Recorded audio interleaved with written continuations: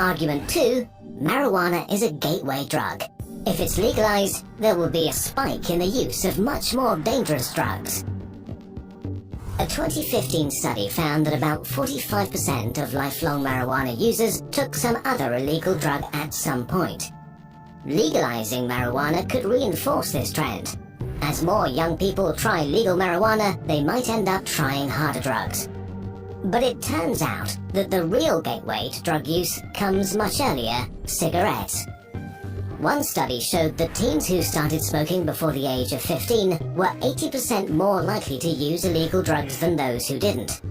And a 2007 study found that teenagers between 12 and 17 who smoked were 3 times more likely to binge drink, 7 times more likely to have used drugs like heroin or cocaine, and were also 7 times more likely to resort to marijuana.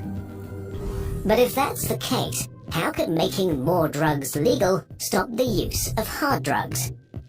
At first, it's important to acknowledge that people don't use drugs because they're legal or not. If you want to buy any drug, you'll always find someone happy to sell. The real question is, why do people develop an unhealthy relationship with drugs at all?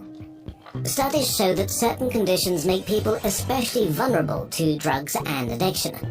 A difficult childhood, early trauma, low social status, depression, even genetic factors. Which drug they get addicted to is more often than not a matter of chance. Addicts take drugs to escape their problems, but drugs don't solve any of those problems and instead become a new problem. But punishing people for their unhealthy coping mechanisms doesn't change anything about the underlying causes either. So some argue we need to take a completely different route. In 2001, Portugal had one of the worst drug problems in Europe, so it was desperate enough to try something radical.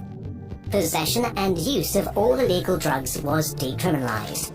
You would no longer be arrested. Instead, authorities launched a major health campaign. People who were found with a small amount were referred to support services and got help with treatment and harm reduction. Drug use was seen as a chronic disease, not a crime. The results were stunning.